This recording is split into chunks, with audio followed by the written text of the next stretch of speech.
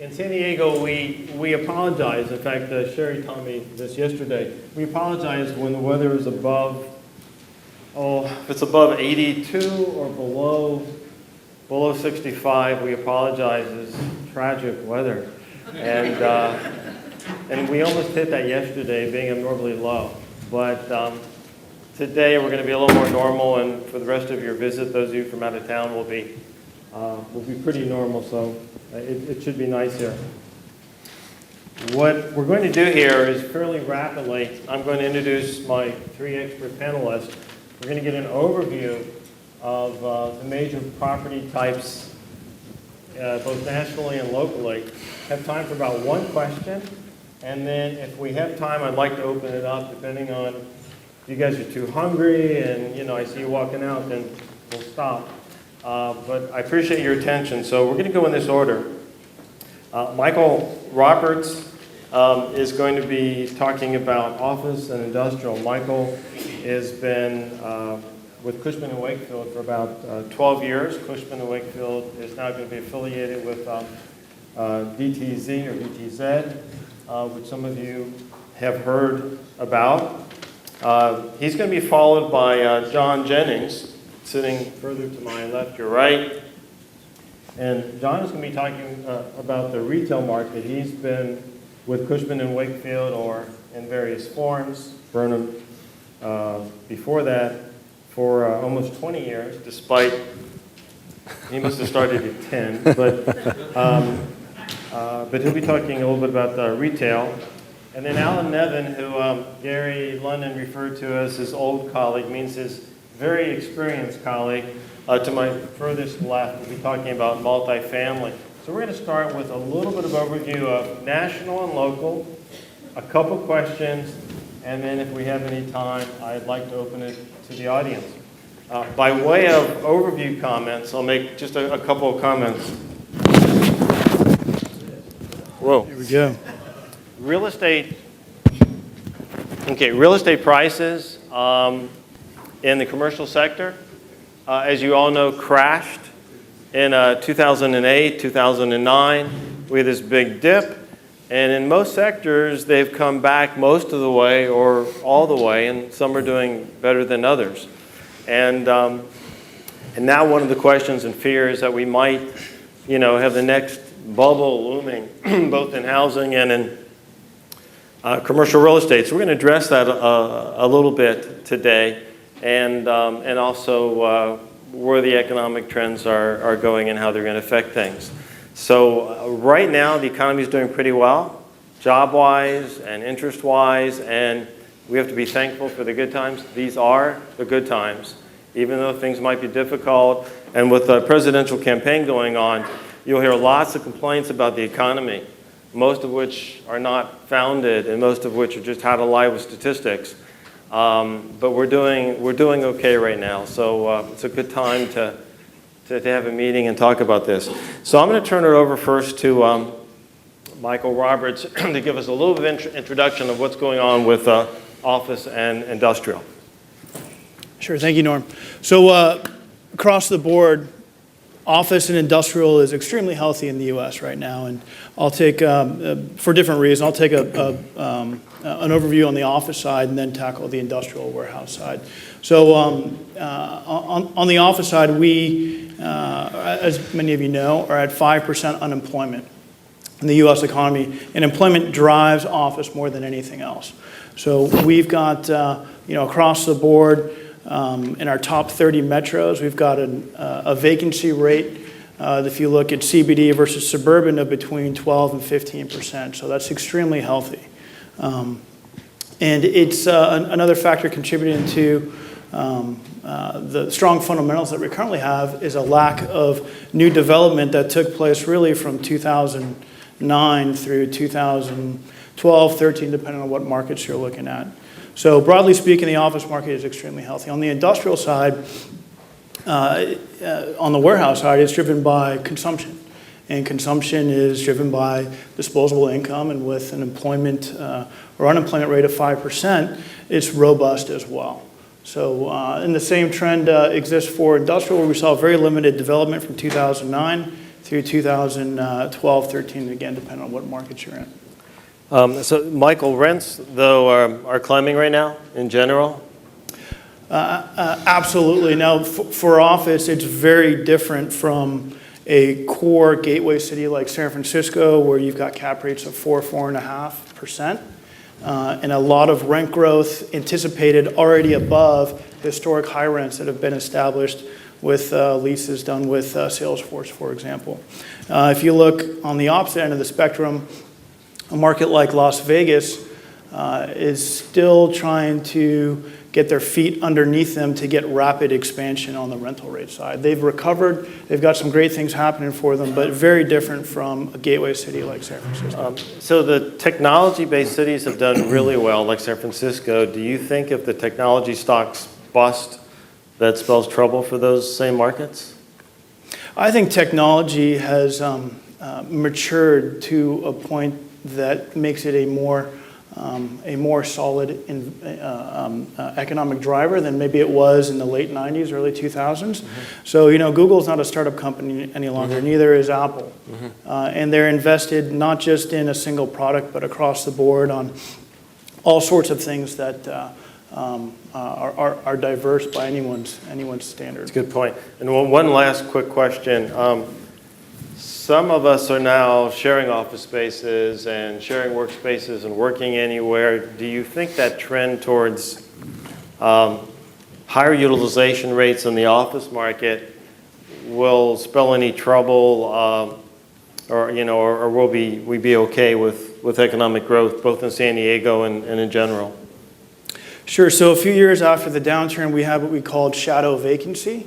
And it was everybody's concern that when certain leases would roll, there'd be a pop in the vacancy rate in that market. And it would keep rental rates down, and of course, values and financing would suffer as a result.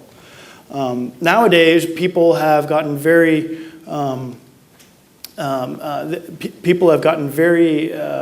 the word that I'm looking for? They're very mindful, or not mindful, everybody's become far more efficient in how they use space. But that 10,000 square foot user that was maybe using 5,000 square feet several years ago is now using 10,000 square feet more efficiently than they did before the downturn, and they're very likely to expand. Now, when they expand, they'll probably use the space in a different way, where you'll go from 300 to 250 square feet per employee down to 150 or 100, but you'll keep the same footprint or expand it, and you'll do that by adding more common areas within the space to encourage collaboration points. It's what they're called throughout the office, so that your intellectual capital is being used the best way. So there's definitely a change in how people are looking at office space, but I don't think it is what it was several years ago with the threat of shadow vacancy. So thank you. So let's turn to an overview on retail now. John, could you give us a little overview, the same type of thing on what's going on in the retail property market? Absolutely. Well, retail's pretty hot, and maybe if I was like Michael, it's so hot in retail right now, maybe I shouldn't have worn my socks today. But technically, I have socks on. You just can't see them. Okay, I had to give him a jab for that. But retail is very, very hot right now throughout the country on both, I would say, the leasing and the investment sales side. There's some interesting factors, though, of course, why retail isn't everyone's love, and why I seem to love it, because it's always constantly changing, and you always got to be on the front end of it from a consumer perspective, but also from an investor perspective on how you're going to operate to have higher sales, to have rent growth, to ultimately have highest exit value. And so I would say that right now, looking at the economy, we've got 9% year over year consumer confidence growth. We've got, declining gas prices for who knows how long that will last. But along with, a healthy economy with a vacancy rate, at least in San Diego right now, of approximately 4.5%, we just haven't seen that type of perfect storm in quite a while. And I kind of call it a perfect storm because it's just how long can that really last? The good news about it is that, in Southern California specifically, we've got all types of equity coming in, to want to acquire the properties. Our issue is supply. We've got all the demand we need. We just don't have the supply to be able to deliver. But when we do have that supply, we're able, because of those factors, we're able to, hit all-time high prices for those properties, very low cap rates. core assets are trading around, say a 5 to 5.5 cap, let's say, some best in class even a little bit below that. And there's a lot of investors out there that want those value add opportunities in the B markets to be able to work hard at repositioning them to get them to become an A or an A minus, let's say. And that takes me to the tenant demand. Tenants, after the recessions, became very fiscally responsible. And so you have all probably read how large box tenants seem to be focused on downsizing and trying to be as efficient as possible. So that's kind of a common keyword element. At the same time, they are looking at very, very specific markets for their expansion. So while everyone says, oh, it's so good and they're expanding so rapidly and so forth, there's a lot of fiscal responsibility within their companies, which make kind of our jobs a little bit more challenging because everyone feels like, well, that's the way it is, so my center should have that activity also. But it's very pointed to the core centers right now have all the activity, and we're now taking those core centers to 100% occupancy if they're not already. Those centers are seeing rental growth, declining concessions to lease them, and those are the centers that also are receiving that 5, or less cap rate. The B centers are just seeing a little bit of the spill off of the activity from the core centers. And the biggest issue to me that I see in kind of maybe the world, you guys tell me, but in the United States, what I see the problem being is that we have a huge disparity between the national kind of corporations, the national tenants as I call them, and their expansion, to kind of the American dream or the world's dream of that mom and pop business that you build up. We just don't have the mom and pop businesses anymore like we had prior to the recession. So those tenants, that category has pretty much gone away. I don't know this to be an actual fact, but again, it's my personal opinion that after the recession, all of this absorption has been taken by about 60 to 70% national tenants, with approximately, say, 30% mom and pops. And out of that 30% of mom and pops, you've got probably 70% of those who own multiple locations. So they're a pretty sophisticated mom and pop tenant. What's exciting about retail right now, as I was saying, is so it's always changing. We have to obviously keep our eye on the internet and what's that doing to the shopping experience. And that's led existing property owners and developers to look at repositioning centers for more of an experience. So that when you go to that center, you're obviously going there for not just a product, because you could just go on the internet for that and find the lowest price, but you're going there to take your family or go on a date or, entertainment or, just enjoy a stroll around the mall because it's so nice now, and it spurs you to make that purchase. That's a spur of the moment purchase, whereas before, that may have been something that you would have done just by sitting at your computer thinking about it at home. So I feel like moving forward, a lot of the repositioning that we're going to see is going to make our quality of life a lot more fun and exciting, with great theme restaurants and artisan restaurants and a lot of crazy entertainment ideas. There's a new development in Mission Valley here in San Diego called iFly, and it's basically to give you a parachute, like free flying experience. San Diego, we're kind of at the end of the cul-de-sac. We never get stuff like that. That's like Las Vegas, right? But we're starting to really become a dynamic city. And the retail is something that every single one of us, have to go and utilize every day. And so we're now coming into a really fun period of time where we have the quality tenant demand on all levels.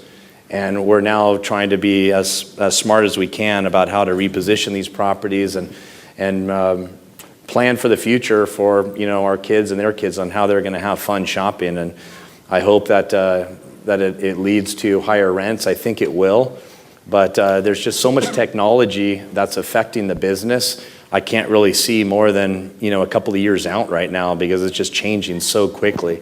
So that challenge for me in my life, as we're representing a lot of institutional and regional and mom and pop owners of quality anchored shopping centers, we have to stay in front of that curve.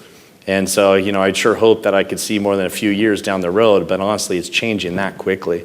So that's about that's about all I can maybe say at the moment. I think you answered my e-commerce question along the way there. Okay. In terms of what kind of impact that's going to have. I just know it looks like the percentage is wrapping up quite rapidly. Are there any kind of centers being affected by e-commerce, or other than, I mean, it sounds like the big regional shopping malls that you call core are having no problems at all. Is anybody being affected? You know, I wouldn't say an actual type of shopping center so much as being affected. Like the big boxes, as an example, that sell. Right. I mean, really, in Southern California, we've got so few of them. I mean, I've leased every single box that I have, except for maybe 2, which are in maybe inferior locations, and I think I'll have those done in the next 6 months or so. But we just have such a tenant demand that those boxes just may not stay in their original configuration, but they're going to be demised into smaller boxes because of the trend of the downsizing. And then one thing I didn't mention earlier, which I think is also an exciting trend, is a lot of our larger retail centers where we may have a box where it is a problem space, we're doing research and planning to demo it and maybe add residential to create a mixed use environment where we can bring additional consumers on site to help bolster the sales volumes of those tenants. Yeah, and mixed use is definitely a trend that we should see. Whether we can get it approved or not is another question. And by the way, on your comment about moms and pops, I was with a firm about 5 years ago where I calculated out some statistics, and it's a little disturbing in a way. I know it's a financing-driven factor, but if you take the top 100 retailers in the United States, the entire United States, they occupy 65% of all the space, all the retail space out there. Which is why all the business for deals, gets together in one major city, because it's really 100 players that dominate 65% of the space. It sounds like that might even be going up from what you said in terms of the mom and pops being gone. And the problem I have with that is when I go to a different city and I go into a mall within the United States, they all look the same. So, who needs to go into the same thing? I love going to the local towns along the coast of California, Southern California, where the retailers are different. And I guess if they had to go finance out a whole strip, it'd be back to the big players, right? Well, I think that trend is going to continue with those local businesses and so forth, but the issue, I think, is that our real estate is so expensive in so many areas that the amount of sales volume that they have to do to retain a healthy all-in rent-to-revenue ratio is just out of whack. So that mom and pop really just can't afford that real estate in some cases. I know in kind of consulting with some of the local cities of San Diego, they have visions of that for their real estate, but trying to actually execute upon that plan has been very, very challenging. So we need the city to give tax credits based on the percentage of mom and pop or local tenants that you have. So we keep a few in there to differentiate, or some incentive. We need some creativity. Or they have to be altruistic landlords. Absolutely. Well, let's turn to multifamily. And Alan Nevin, could you give us a little overview of national, local, what's going on? Okay, I recently completed an apartment market study in Casper, Wyoming. I have a client who wanted to build some apartments there. I couldn't find any vacancy studies. And I finally said, why can't I find any? He said, we don't do them because we haven't had a vacancy in 10 years. And as I look around the United States, I find that many of the metropolitan areas have essentially zero vacancy. Now, in the apartment business, 5% is effectively zero because you always have turnover and maintenance and cleanup and collections. The West Coast is a particularly strong market. And if you go all the way from Seattle down to San Diego, in essence, it's full occupancy. And rents are going up routinely, anywhere between 4 and 8%, depending where you are. It's absurd in the Silicon Valley, where rents are maybe 10 or 12% a year increase. Last year, they said here in San Diego, it's 6 to 7%, which is about right. Our big problem is about to hit us, and that is that a substantial part of our rental occupants are about to be displaced, because during the recession, we had an enormous number of our condominiums, about 40% of them, and about 20% of single family got sold to investors. And those prices have escalated, and those investors are now starting to take their profits. And as they take their profits, they're kicking out the renters. So you literally have over 100,000 renters in this county who are going to be displaced over the next 2 or 3 years, and there are no places for them to rent. Our new apartments that we're building are almost all, let's call it A quality. If you're downtown, we're talking $3, $3.50 a square foot, which is not what the typical renter in this county can afford to pay. And even as I look across the suburbs, with all the construction going up, virtually all of that is somewhere between $2 and $2.50 a square foot. It is particularly onerous on families. And Alan, I want to make it clear that you're talking monthly, not annually, just in case somebody doesn't catch the thank numbers. you, Norm. Yes. Basically, we're saying a 1,000 square foot unit's going to be $3,000 a month. And all utilities. Whereas 20 years ago, typically utilities may have been included. Now water, electric, gas, cable, everything is extra. So the reality is that we are going into a very, very difficult situation in San Diego. And unfortunately, we have an anti-development mentality that's reflected in our leadership, because they reflect how people vote, and they don't want to see higher density. They don't want to see more apartments. They don't want to see anything that's over 30 feet high.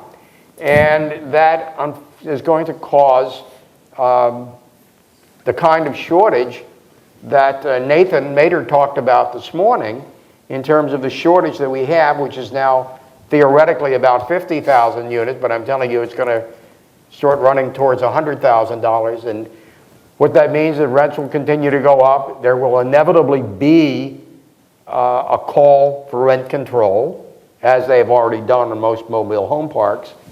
And what we really need, by the way, is a huge number of reasonably priced condominiums, because you need someplace for the millennials to move up into sale housing. And we're not building any. We haven't started a condominium project in downtown San Diego since 2005.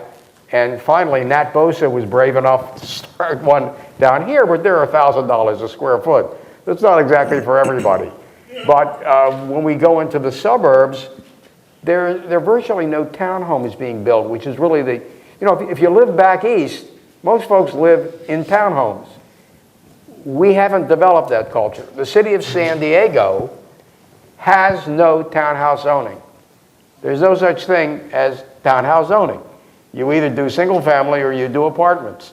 So we desperately need a change in the thought process of the folks that govern our cities, and we desperately need more condominium units of the townhouse variety. So overall, we have an extremely tight market, that we have an enormous demand building up and no supply. You made a couple important points I'd like to follow up on. Only a couple? Several. Okay. So many profound points. One of them was that the single-family rental market now is much bigger than it used to be, because we've seen these units converted to single-family.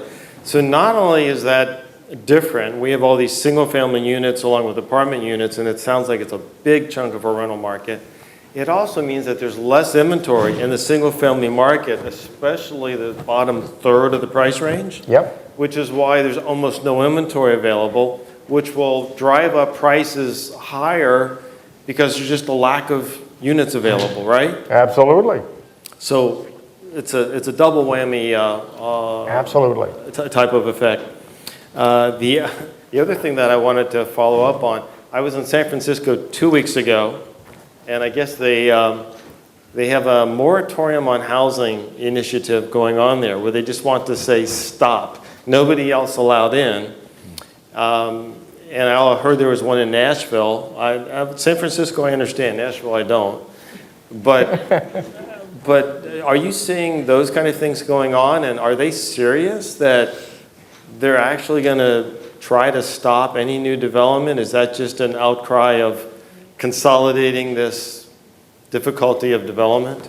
It basically has to do with the mentality of each metropolitan area. Phoenix, Las Vegas, love development. West Coast, don't like it so much. So it's really very spotty. Mm-hmm.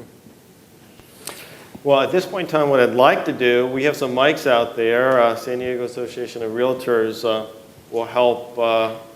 And let's take a few questions from the audience, and hopefully you have some that we haven't addressed yet.